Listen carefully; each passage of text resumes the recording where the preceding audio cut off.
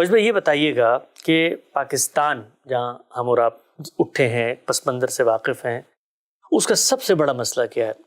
میں بھی جاتا رہتا ہوں کبھی کبھی، تو گزشتہ دنوں ایک مجلس میں مجھ سے کسی نے پوچھا کہ بھئی آپ ابھی پاکستان سے ہو کر آئے ہیں، آپ کو پاکستان کا سب سے بڑا مسئلہ کیا لگا؟ عام طور پر لوگوں کا متوقع جواب یہ ہوتا ہے کہ بھئی مہنگائی ہے، معاشی تنگی ہے، سیاسی عدم استحکام ہے، اس طرح سے خطے کی جغرافیائی صورتحال میں ہماری سرحدیں خطروں میں ہیں اور ایک کشمکش سے گزر رہی ہیں۔ تو میں نے اپنا بالکل جو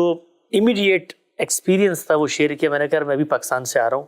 مجھے جو پاکستان کا سب سے بڑا مسئلہ لگا وہ غیبت کا مسئلہ ہے۔ میں جس جگہ پر بیٹھا، کسی سیگمنٹ آف لائف کے ساتھ میرا انٹریکشن ہوا، چاہے وہ علماء ہوں، چاہے وہ ٹیچرز ہوں، یہاں تک کہ گھر کے اندر، اپنے گھروں کے اندر،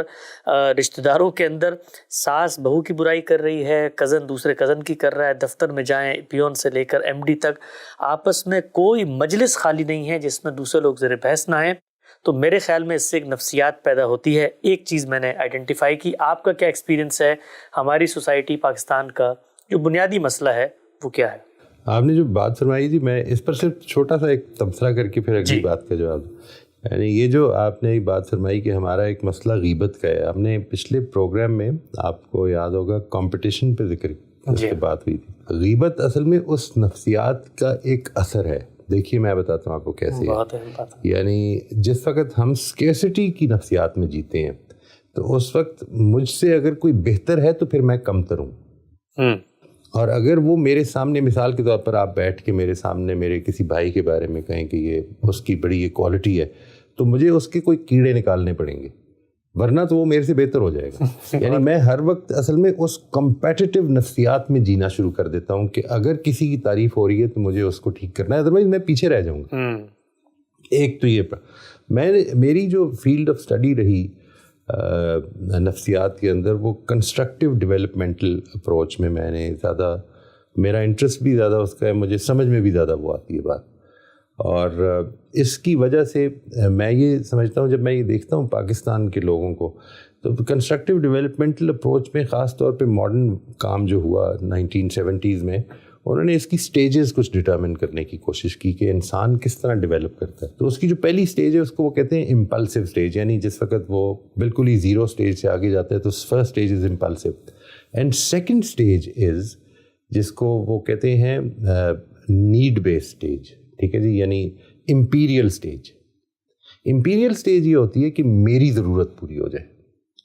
مجھے ہر وہ کام کرنے کے لیے میں تیار ہوں، میں اپنے والدین کی عزت کرنے کے لیے تیار ہوں، پیرنٹس کی اور ٹیچرز کی عزت کرنے کے لیے تیار ہوں، کیونکہ مجھے لگتا ہے کہ ان سے میری نیڈ واپس، افادیت، ٹھیک ہے جی۔ یہ اس سٹیج پر ہماری سوسائٹی رک گئی ہے۔ یعنی مجھے ایسا محسوس ہوتا ہے کہ ہم سب کے سب پاکستان میں ہماری صرف ایک پرابلم ہے کہ what is in it for me. سڑک پہ سب سے زیادہ نظر آتا ہے جب گاڑی نکالنی ہوتی ہے۔ ایگزیکٹلی، یعنی مجھے کیا ملے گا، میں کیوں میں کھڑا ہو جاؤں، مجھے کیا حاصل ہوگا، میں اگر جلدی کر سکتا ہوں تو میں اپنا مسئلہ نکالوں۔ یعنی اس وقت اجتماع کسی کی پرابلم نہیں رہی، چاہے وہ ہمارے اوپر کے لوگ ہوں، چاہے وہ، یہ آپ کہہ سکتے ہیں کہ میرا اس وقت جو یہ پورے کا پورا یہ نقطہ نظر ہے، یہ پرائمریلی بائسڈ نقطہ نظر ہے، بیکاز میں اجتماع کا، میں سوشیالوجی کا اسٹوڈنٹ ایز سچ نہیں ہوں۔ ٹھیک ہے، سوشیالوجی میرے لیے انٹرسٹ کا باعث بنتی ہے انڈیویجول سے شروع ہو کے، اور میں جس وقت انڈیویجول کے لیول پہ دیکھتا ہوں پاکستان کو، خواہ میں اپنی زندگی پہ غور کروں، خواہ میں کسی اور، یعنی میں نے اپنے بڑے اچھے دوستوں کے بارے میں یہ، اور بڑے خدمت گار لوگوں کے بارے میں یہ دیکھا کہ جب ان کو ضرورت پڑی کسی چالان کو چھڑانے کی، تو ان کی پرابلم یہ ہے کہ وہ کسی طرح سے ہو جائے، ان کا کام ہو جائے۔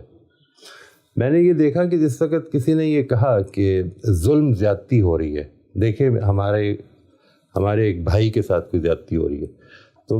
میں نے اپنے بھائی کی جیل میں ضرورت پوری کر دی ہے۔ میں نے اس سے یہ سبق نہیں سیکھا کہ دیکھیں ساروں کے ساتھ جو ہو رہا ہے اس کے لیے مجھے کچھ کرنا چاہیے، میرے اندر یہ جذبہ پیدا ہو جائے کہ اب میں نے زندگی کا اپنا مقصد بنانا ہے کہ میں کچھ کنٹریبیوٹ کروں اس کام کے لیے۔ یہ بہت کم ہے ہمارے اندر، یعنی وی آر آل ایکچولی اسٹیگنیٹڈ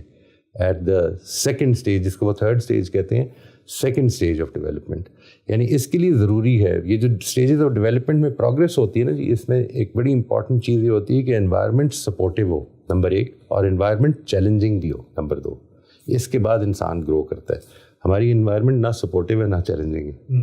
ہم اسی کو ٹھیک سمجھتے ہیں, ہمیں اسی کی تربیت ملتی ہے. وہ جو تربیت دینے والے ہیں وہ خود بھی اصل میں اسی اسٹیج پہ کھڑے ہیں عام طور پر. میرا خیال ہے کہ یہ ایک بڑی میجر پرابلم.